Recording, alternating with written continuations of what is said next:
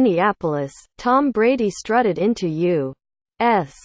Bank Stadium in a stylish trench coat and dark shades, looking as if he were about to audition for a James Bond remake. On his way out of Super Bowl LII, Brady appeared less like an action hero and much more like a man who needed a stiff drink or three. He was staggering down a hallway wearing his game pants and a light hoodie. His sweat-soaked hair mussed and his eye black smudged. Brady passed Matt Patricia, the outgoing defensive coordinator and Detroit Lions head coach-to-be, and Patricia reached out and grabbed Brady's arm on the way by. Brady looked down at the bearded figure in red and didn't say a word. He cut through a curtain, took his seat for a news conference and tried to explain how a man could throw for a playoff record 505 yards at age 40 and still feel miserable about it. "Losing sucks," Brady said into his microphone. "Even losing valiantly while putting 33 points on the board in a building located 2.5 hours away from his grandfather's farm in Browerville, Minnesota, where young Tommy spent parts of his summers milking cows and fishing and puking after foolishly trying his uncle's tobacco chew.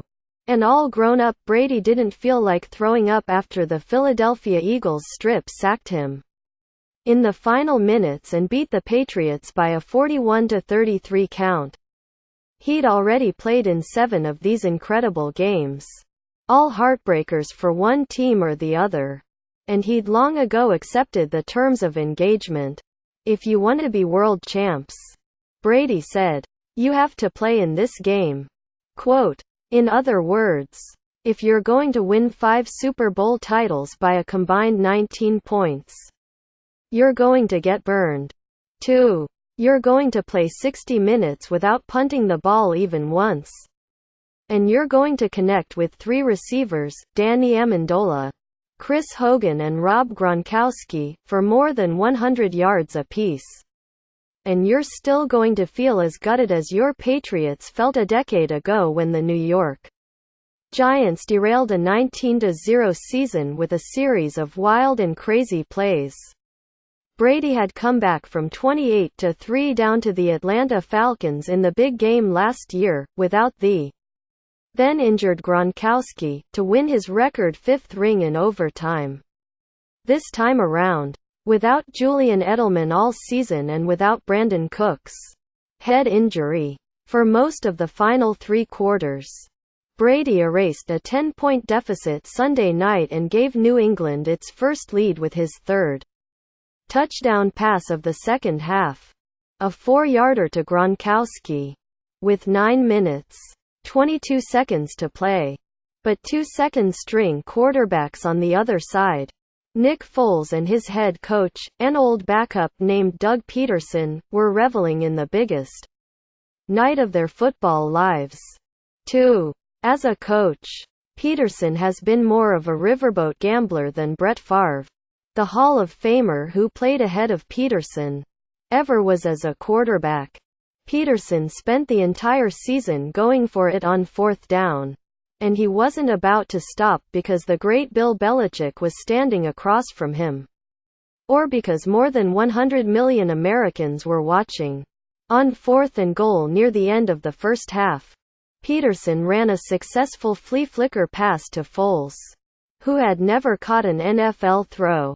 Better yet, Peterson ran the play after Belichick had tried a flea flicker pass to Brady, who dropped the ball despite the fact his previously injured right hand was no longer taped up. Peterson went for it again on 4th and 1 at his own 45 after Brady's go-ahead touchdown and Carson Wentz's body double. Foles honored his coach's faith. 7 plays later, Foles found Zach Ertz for a lead the Eagles wouldn't surrender.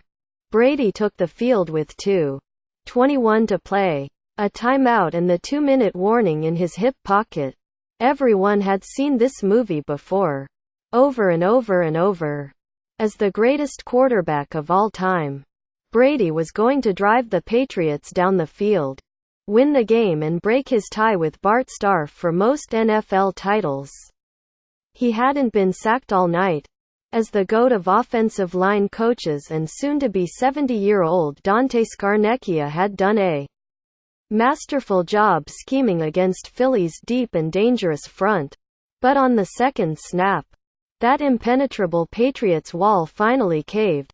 The Eagles' Brandon Graham rushed hard and reached in with his left hand to knock the ball out of Brady's grip and into the arms of Derek Barnett.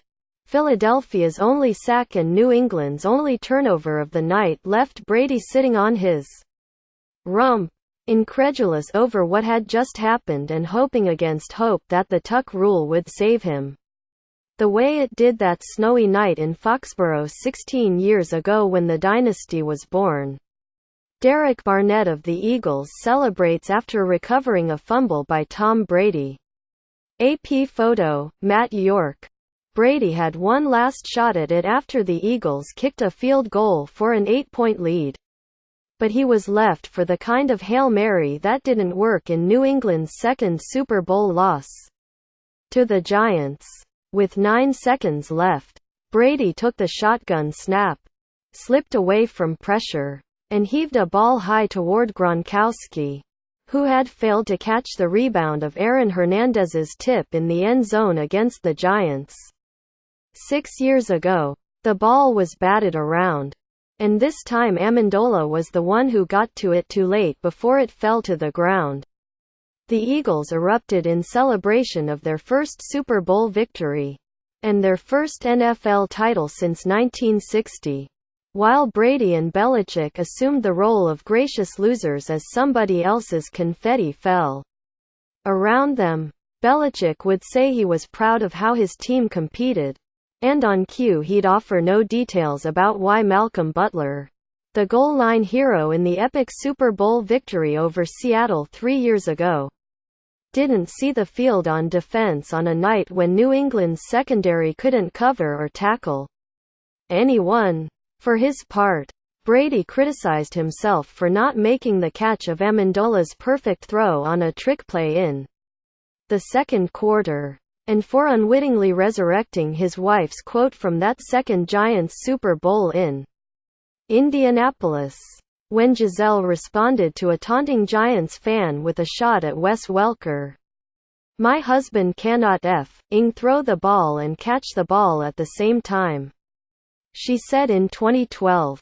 Brady said Sunday night's play was there to be made and I missed it. The quarterback said he'd caught the pass in practice, but I didn't catch it tonight. Quote, on the strip sack, Brady was a bit more defiant. "They made a good play at the right time," he said. "They made one good play at the right time." Emphasis on one. Quote, when he was done with his presser, Brady stepped down and walked into an embrace with his former teammate, Willie McGinnis, and then another one with Sean O'Hara, a member of that 2007 Giants team that denied the Patriots their perfect season. "Be proud," O'Hara told him. "You played your ass off." Quote, Brady sure did. He headed down the corridor, behind a dark curtain, and ultimately made his way to his corner locker. Last year, after his magical performance against the Falcons, Brady's locker became the scene of a bizarre passion play. He frantically searched for a game jersey that had somehow disappeared from his bag, starting an international hunt that ended in Mexico, where the jersey was found in the possession of a credentialed journalist who had stolen it. Sunday night, Brady's locker contained only a chair, 4 empty hangers and some wrapped sandwiches. He grabbed the chair, conducted an interview with his friend Jim Gray, and then got up and disappeared into the training room. Before he'd concluded his news conference, Brady said he expected to return. "I don't see why I wouldn't be back," he said. Brady knows he can't leave after the Patriots traded Jimmy Garoppolo, and he has said all along that he wants to play at least into his mid-40s. He just won his third league MVP award. He just made a season-long mockery of the Madden curse. He just threw for 505 freaking yards in the Super Bowl. Patriots quarterback Tom Brady leaves after being defeated in Super Bowl 52. Jen Ackerman for ESPN. Brady just needs a little time to recover from Doug Peterson, a former Eagles backup who once had beer and batteries thrown at him by Philly's finest. Brady just needs a little time to recover from Nick Foles, who nearly retired before the 2016 season and ended up winning the long-lost championship for the Eagles that Wentz was scheduled to win. It would have been nice to beat the Eagles for a third title in 4 seasons. 13 years after Brady accomplished that very thing. He thought it was going to happen, too. On his way out for pregame warm-ups, Brady ran into his former teammate and new Hall of Famer, Randy Moss, and screamed in his face, "Let's go. Let's go." Quote, Brady arrived at U.S. Bank Stadium a proud and fierce defending champ, and exited the building a broken man. Losing sucks. Losing the Super Bowl is a lot worse than that.